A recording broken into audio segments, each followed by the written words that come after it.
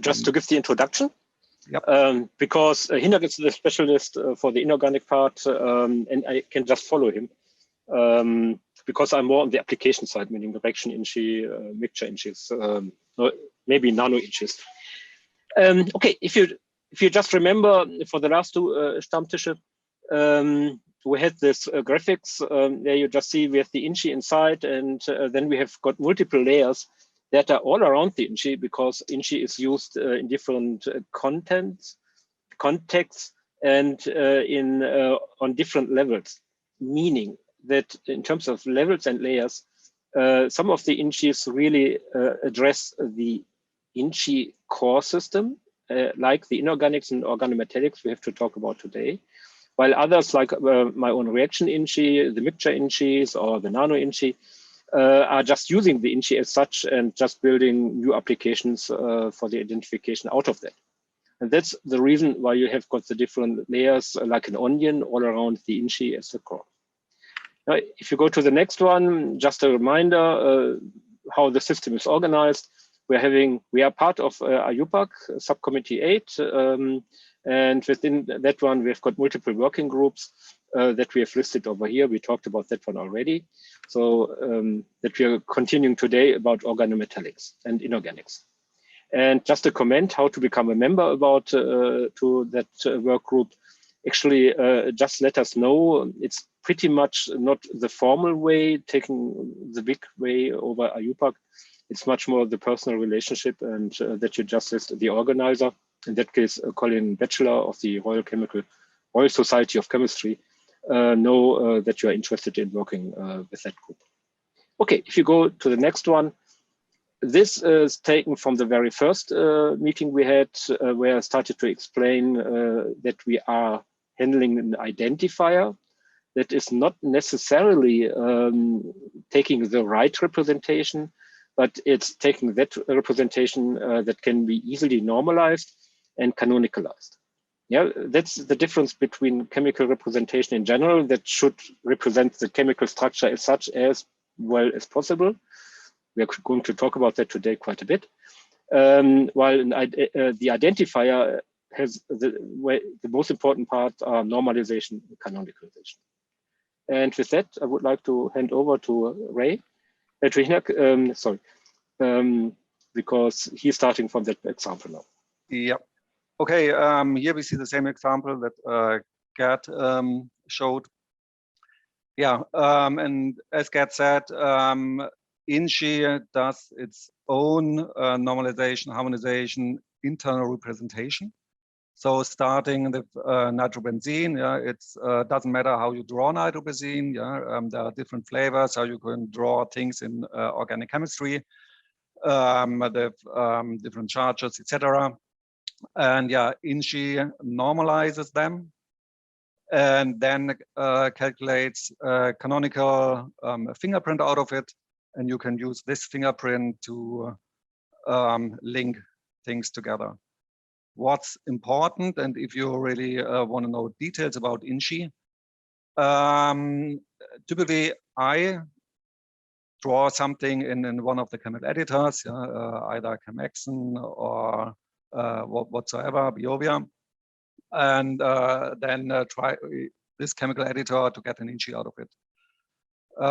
This is okay normally for most of the organic stuff. When it comes to border areas of chemistry, you should, on one hand, really use the libraries and the executables provided by InChI Trust.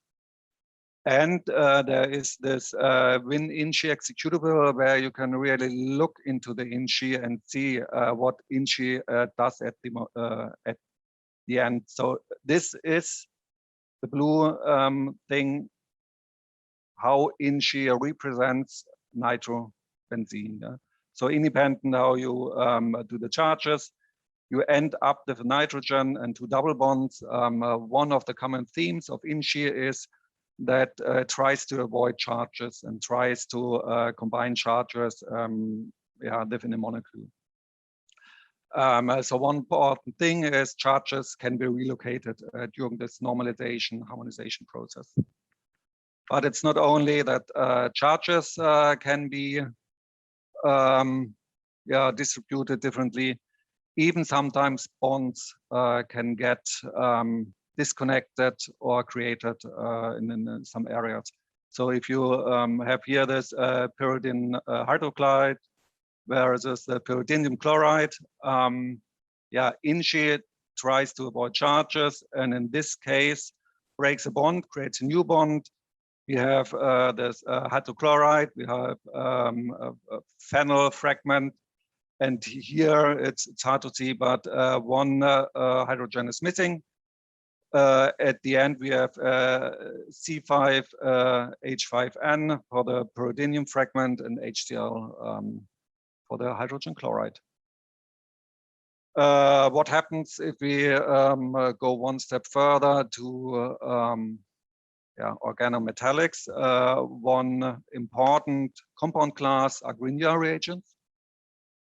And so the Grignard reagents, it's similar, like I've said before. Here, somehow charges get, so we have again this HCl. On the other hand, here the first time a bond is broken, which is not really needed to be broken, but it is like it is.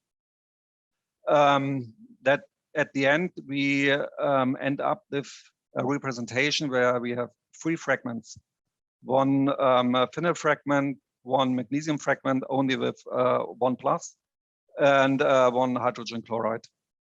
From the end user perspective, it's fine, it's great. Independent, how I draw my Grignard, I get one InChI, I can link it from one database to the next database. Great, perfect. Sometimes Grignard reagents are not powerful enough, and I need to go a bit deeper in the organometallic space, and I use organic lithium compounds, for example, phenolithium. Here, we have the first time that that's something different when we expect it. That means if we draw phenolithium in 2 different representations, we get a different InChI out of it. And this internal representation here, we can see that if we start from the 1 component representation, InChI ends up with a 2 component representation, but there are no charges involved. If we start with a 2 fragment representation, we end up also with a 2 fragment representation, but here the charges are still there, and therefore we get a different InChI, and then therefore also a different InChI key. From end user perspective, this is not the perfect solution.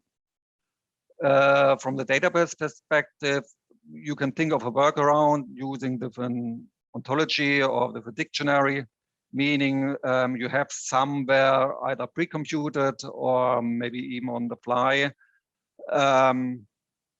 the connection that these 2 compounds mean more or less the same.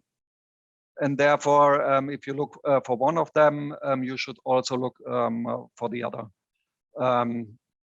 From the data perspective, the data is still separated. Yeah, you just have to look for 2 different entities.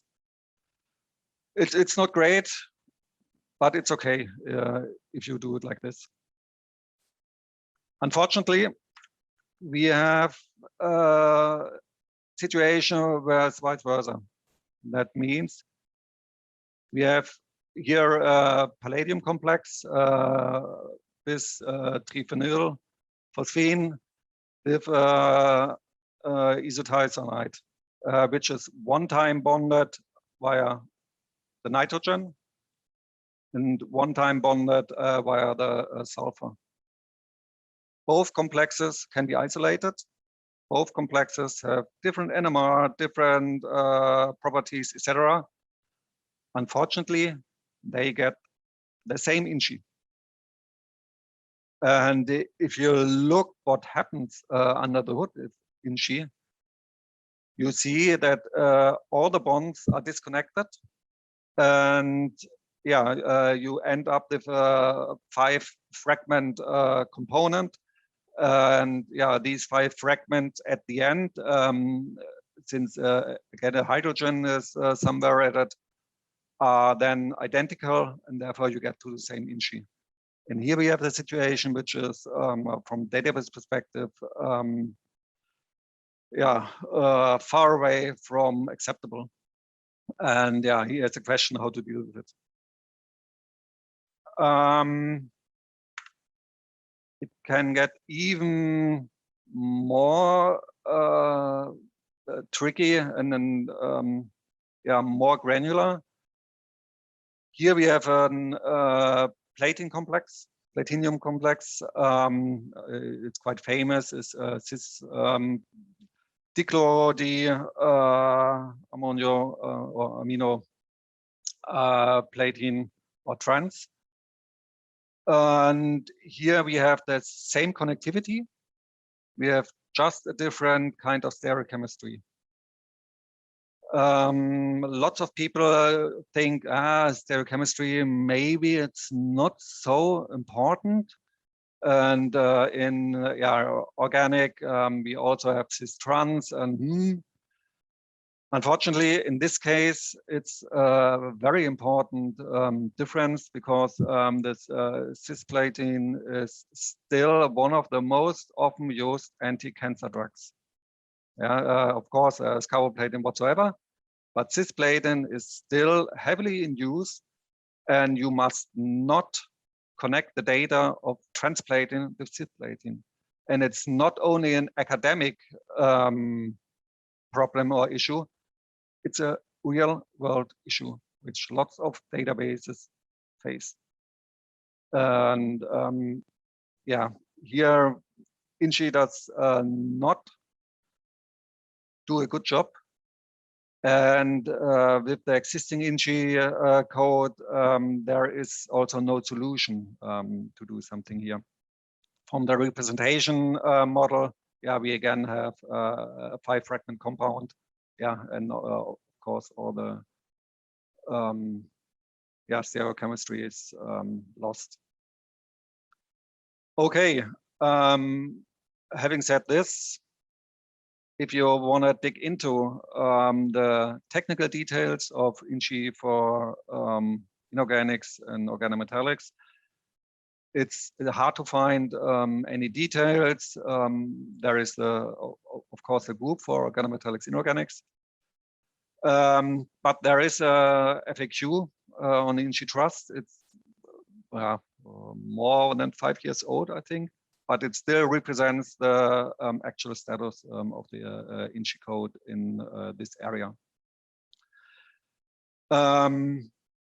Okay, from the technical perspective, I think I covered more or less all what's at the moment happening with InChI.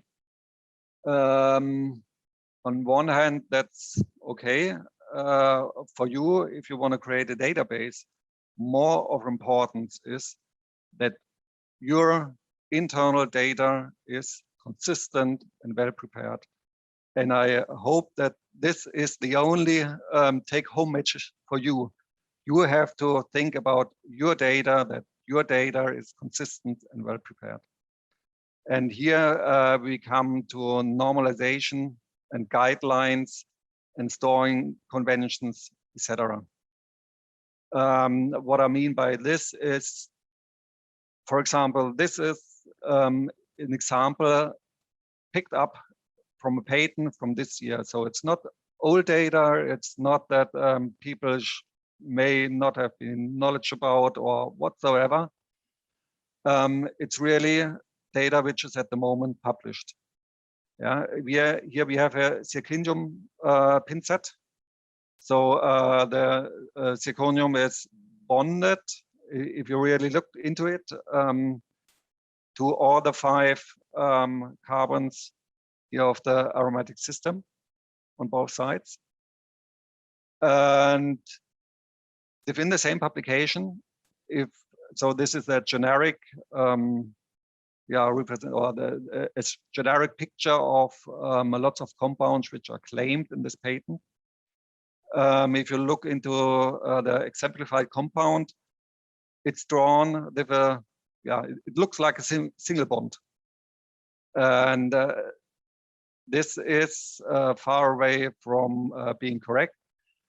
It's of course an error on one hand. On the other hand, from database perspective, you have to make sure that this does not happen. Yeah, that you somehow are able to either force the processes pipeline to enter data into it, or the humans who enter the data to really be specific about. Here, the zirconium is really only bonded to one carbon atom. There are compounds where zirconium is only bonded to one carbon of an aromatic ring system. These compounds exist, but these compounds are different from the compounds where it's bonded to the pi system of the aromatic fragment. Okay, when it comes to representation, here are some challenges. I don't know how far you want to go into inorganics and all this stuff. The examples I showed are examples where you have some kind of coordination, and it's still usable to think of, here we have atoms, we have bonds, etc. But we also have chemical compounds where, this model of atoms and bonds do not really fit very well. Unfortunately, again, this is not an academic problem. So, for example, titanium dioxide is a very important compound. Yeah, there were discussions about having this in nutrition or not. I think this year.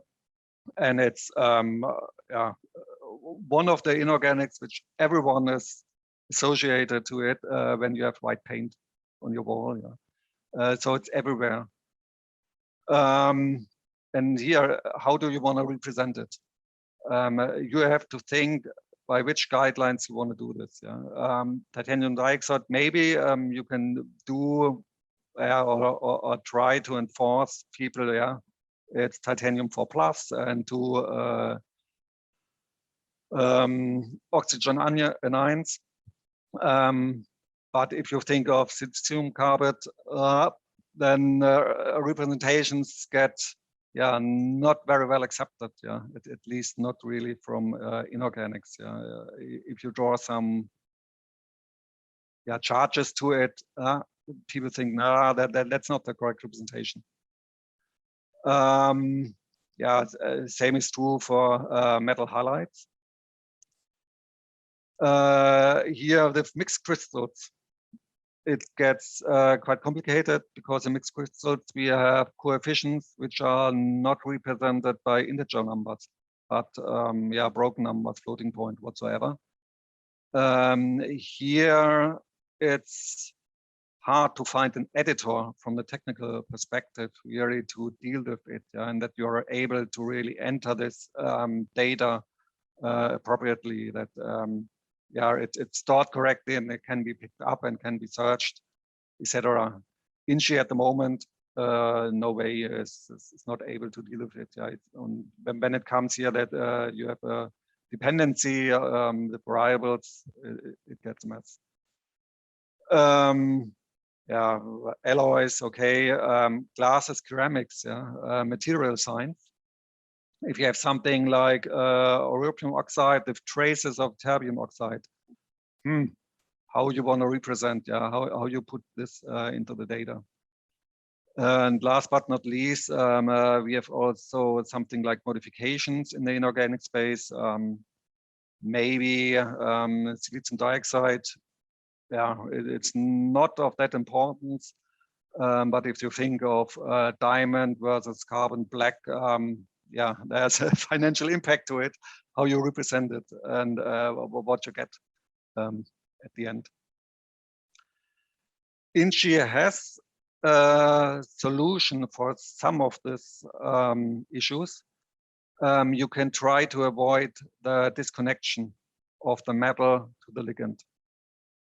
And therefore, for example, this compound would get different InChI. It's no longer a standard InChI, but it would get a different InChI. And that's okay. On the other hand, if you do this reconnection layer, you face the issue that now the Grignard reagents are no longer combined, but get different InChIs. It's no longer a standard InChI. And yeah, here, if you look to it, here we have now separated charges, and the internal representation, you can see the bond is no longer broken. And therefore, we have a one component or one fragment compound versus a two fragment compound. Again, maybe this can be a solution for using InChI in databases, but then you have to make sure that all Grignards are entered in the same style or in the same dialect, or however you want to call it. Yeah? That the Grignard is really either always disconnected or always connected entered, and that you not mix up your internal data.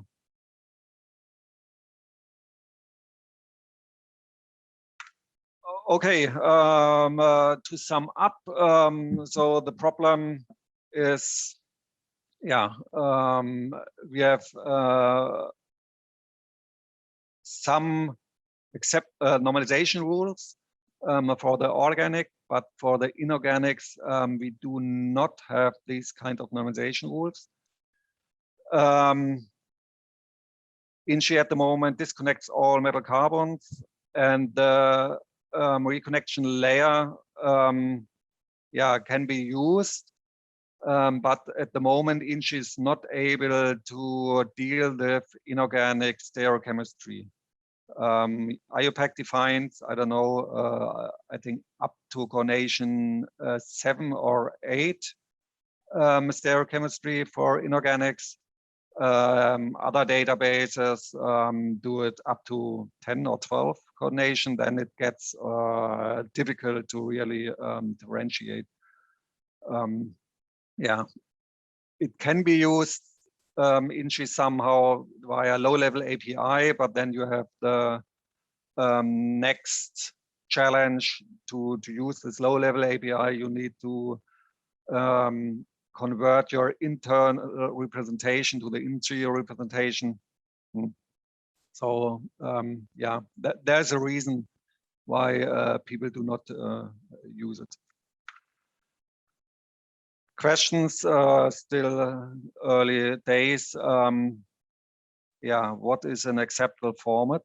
How you enter the data into InChI? There's small file v2000, v3000. There are new bonds can be supported.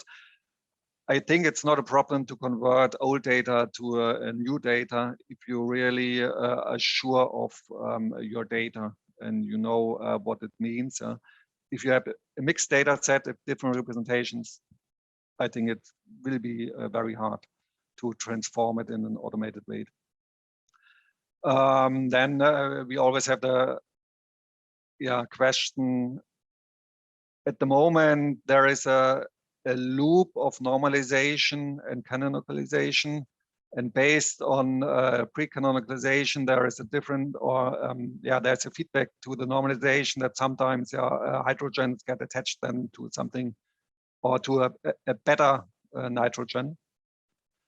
Yeah, and here with disconnection of metals, we would have to reiterate all these procedures and to see what's the best outcome.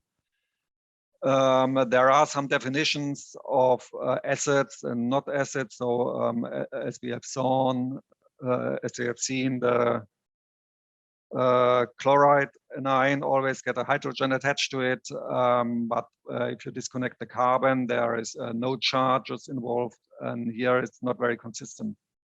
And Colin once said they followed a decade of inclusive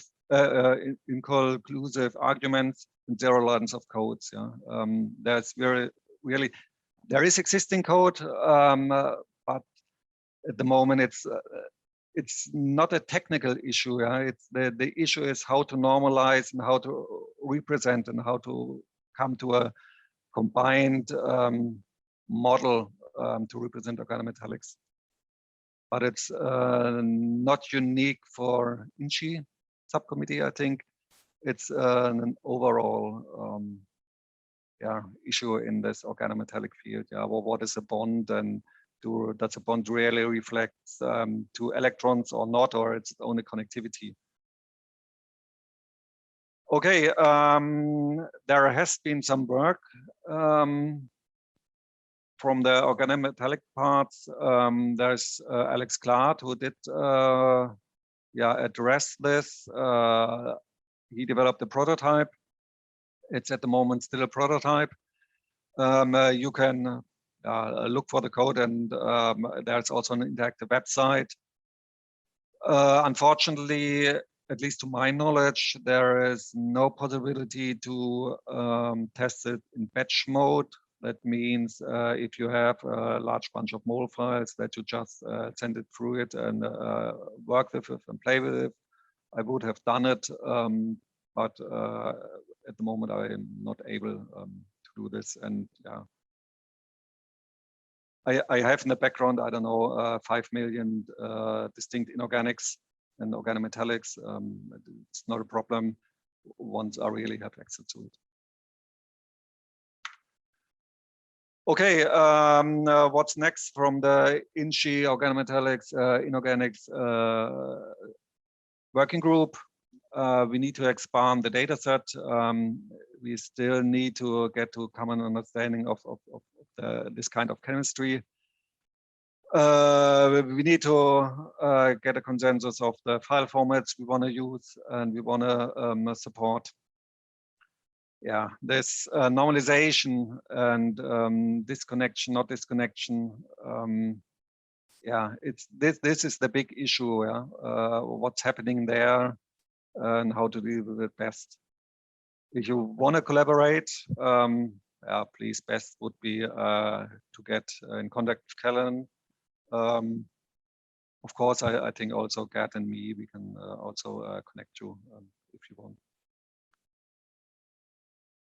And I have to say thank you for the opportunity to present here in this NFDI4Chem Stammtisch. I have to say thank you to UPAC and InChI Trust, to all the collaborators developing InChI, especially Colin Batcher for his slides supporting us here.